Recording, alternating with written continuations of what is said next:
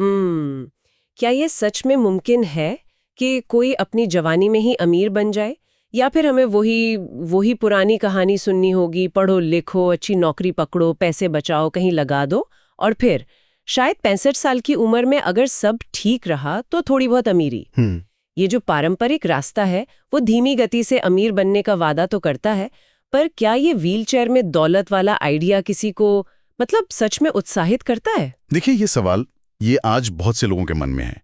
पारंपरिक सलाह, जिसे हमारे स्रोत धीमा रास्ता या स्लो लेन कहते हैं, वो इसी लंबे इंतजार की ही बात करती है। हाँ। लेकिन आज हम जिन स्रोतों पर बात कर रहे हैं वो दौलत बनाने का एक बिल्कुल अलग, एक तेज रास्ता सुझाते हैं।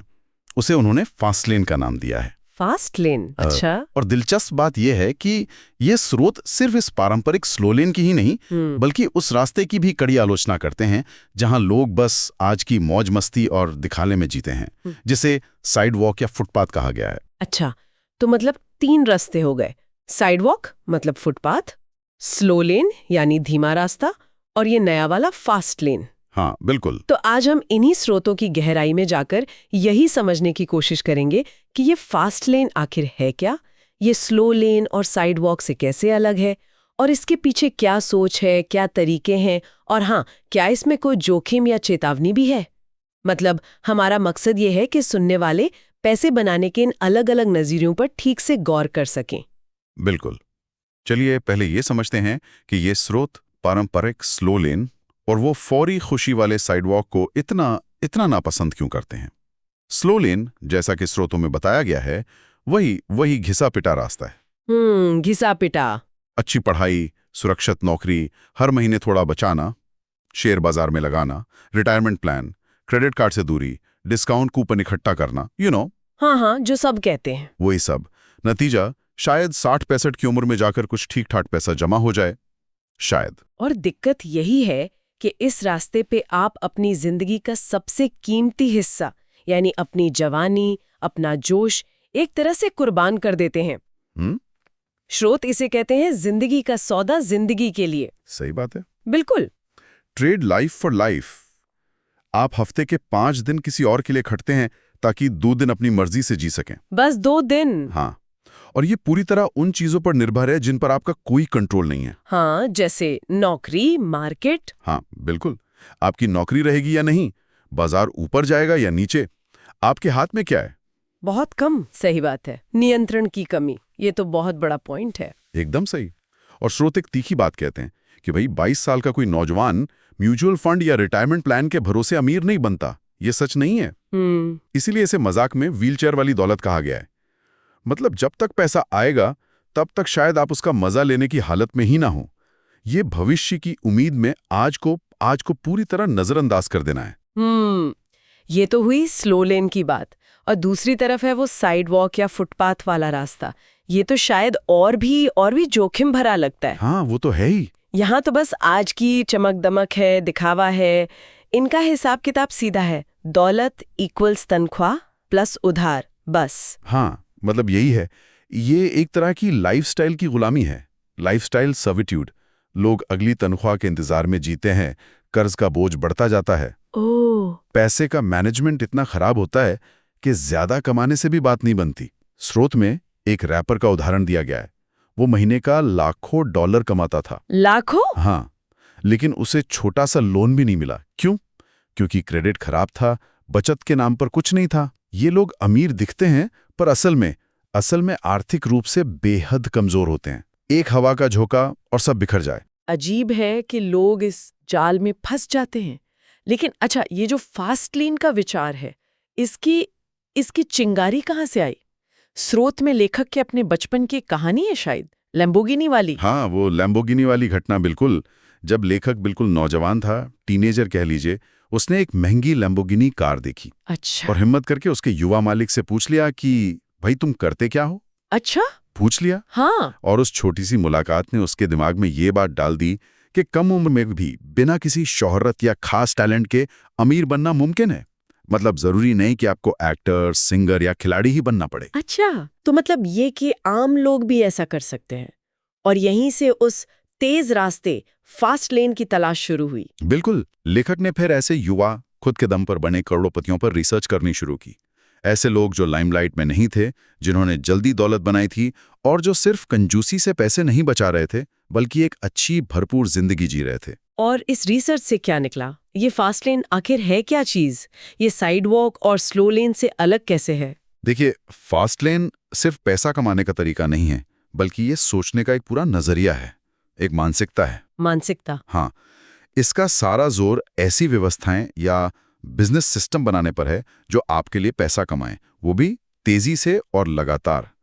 यहाँ लक्ष्य है निष्क्रिय आय बनाना, पैसिव इनकम। निष्क्रिय आय, पैसिव इनकम, यानी ऐसी कमाई जिसके लिए आपको हर वक्त खुद काम ना करना पड़े।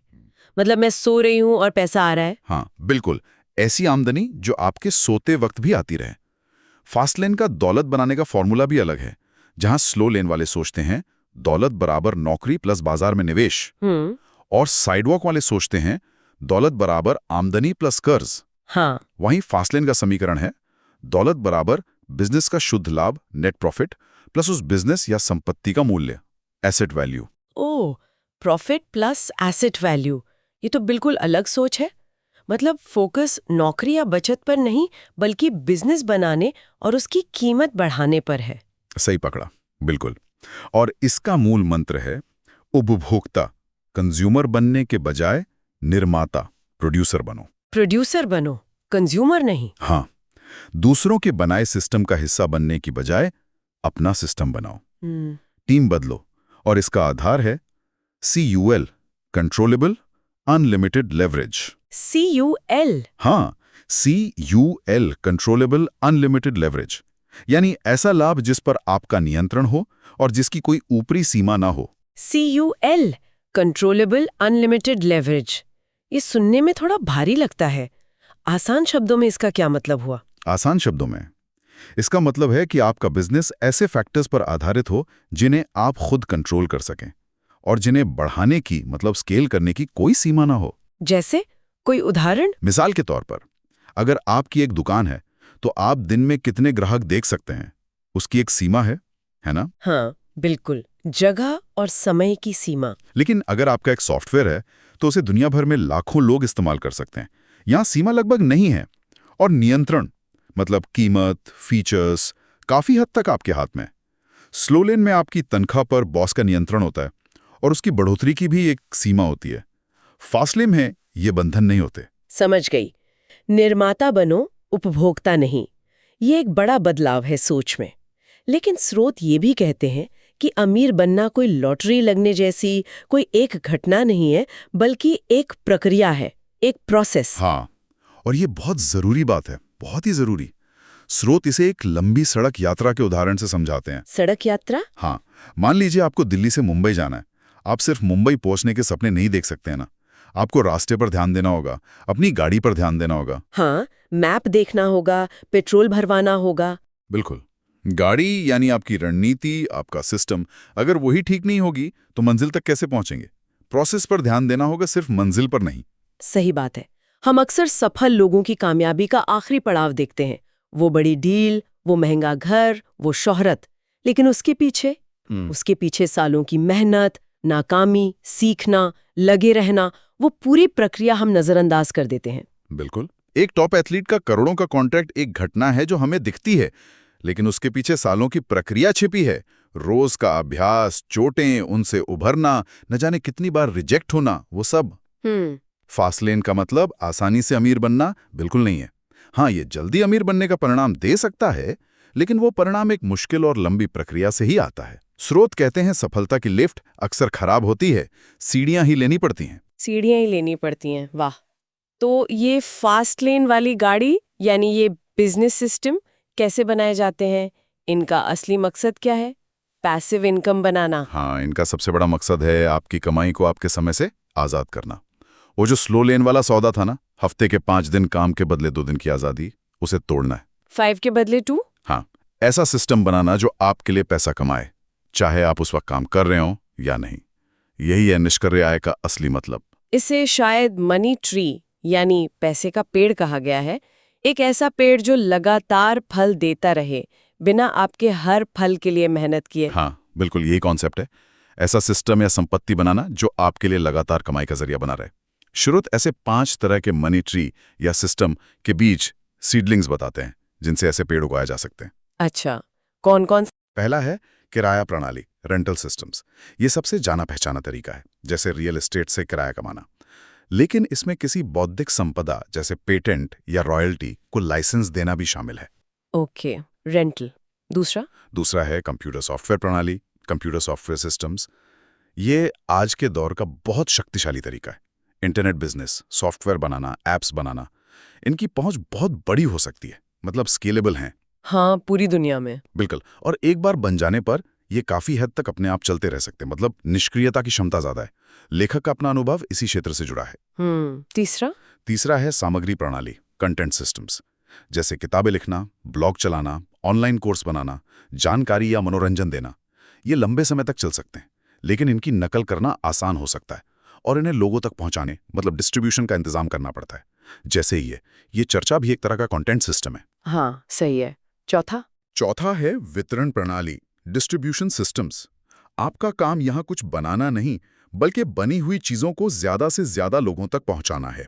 जैसे अमेज़न दूसरे विक्रेताओं का सामान ग्राहकों तक पहुंचाता है।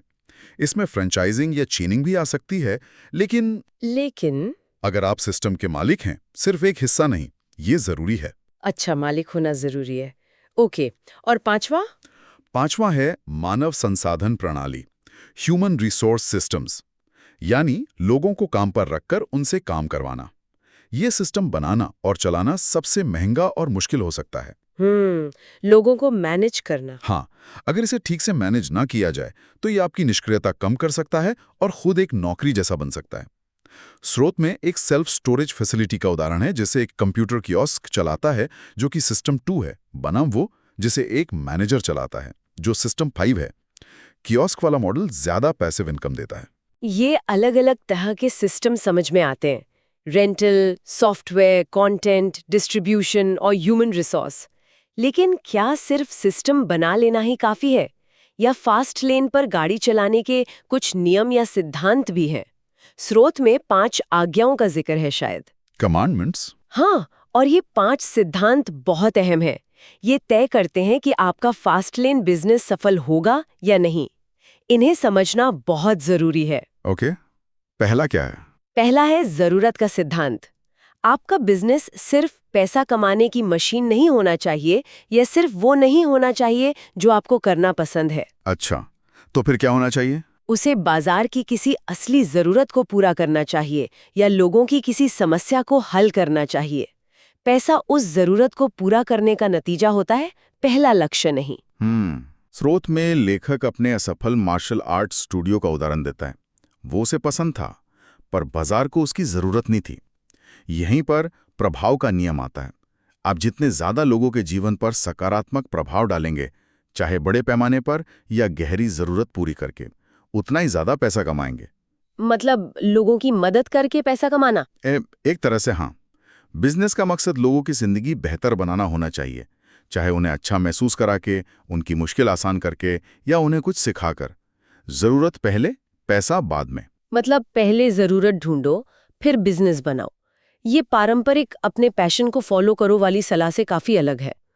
ठीक है, दूसरी आज्ञा क्या है? दूसरी है प्रवेश का सिद्धांत। ऐसे बिजनेस से बचो जिसमें घुसना बहुत आसान हो।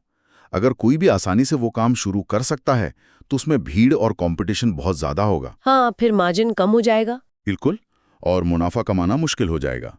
यही वजह है कि ज्यादातर लोग नेटवर्क मार्केटिंग, MLM या सर्वे भरने जैसी चीजों से अमीर नहीं बन पाते, क्योंकि एंट्री बहुत आसान है। सही बात। स्रोत कहते हैं कि असली बिजनेस शुरू करना एक प्रक्रिया है, कोई फॉर्म भरने जैसी एक घटना नहीं। और उस भीड़ से सावधान रहो जो कहती है, अरे आजकल तो सब यही कर रहे हैं, जैसे किसी हाउसिंग बूम के दौरान होता है।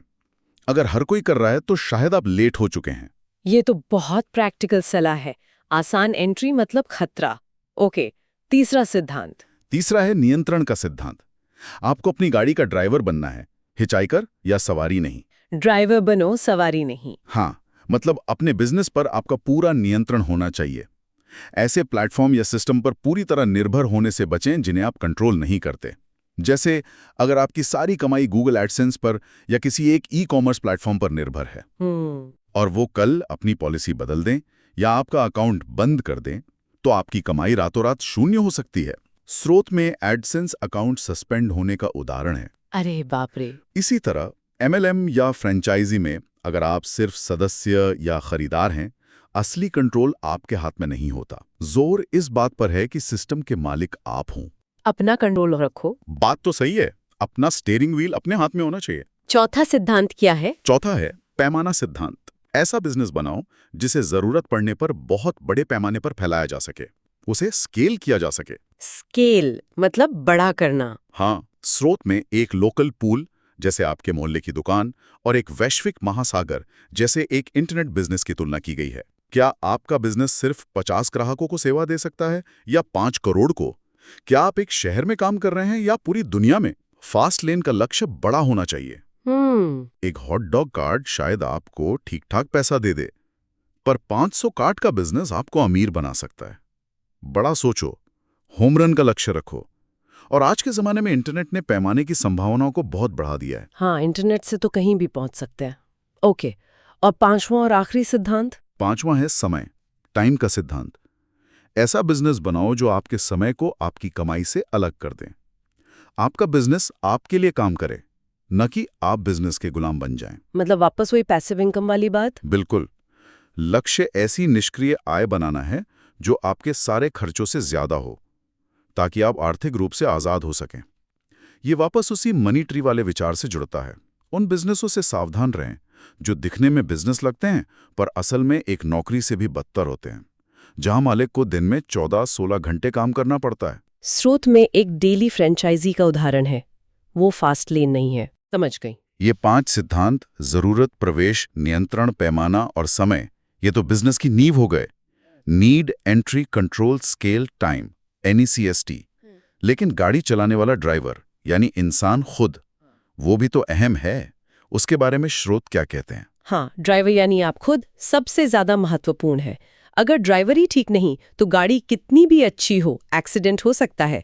यहाँ भी कुछ मुख्य बातें हैं। जैसे? पहला है चुनाव, चॉइस। स्रोत इस बात पर बहुत जोर देते हैं कि आपकी जिंदगी आपके फैसलों का नतीजा है। आप हालात के शिकार नहीं हैं, आप चुनाव करते हैं। मतलब ब्लेम गेम बंद। बिल्कुल, जिम्मेदारी लेना और बहाने बनाना बंद करना जरूरी है। लेखक अपने लीमो चलाने वाले दिनों को याद करता है, जब वो बर्फीले तूफान में फंस गया था और उसे एहसास हुआ कि वो वहां अपने ही फैसलों की वजह से था, किसी और की वजह से नहीं। उसने वो चुना था। अपने चुनाव की जिम्मेदारी लेना। लेकिन मुश्किल फैसलों में सही चुनाव कैसे करें? क्या इसके लिए कोई तरीका सुझाया गया है? हाँ, स्रोत 2 दिलचस्प तरीके बताते हैं। एक है WCA यानी worst case consequence analysis. WCA? हाँ, सबसे बुरे संभावित परिणाम का विश्लेषण। कोई भी बड़ा फैसला लेने से पहले सोचें कि सबसे बुरा क्या हो सकता है, क्या आप उसे झेल सकते हैं। स्रोत में एक उदाहरण है जहां लेखक एक अनजान महिला के साथ रात गुजारने का फैसला करने से पहले WCA करता है और संभावित बुरे परिणामों, बीमारी, झूठा आरोप वगैरह को देखते हुए पीछे हट जाता है। अच्छा, मतलब रिस्क को समझना। हाँ।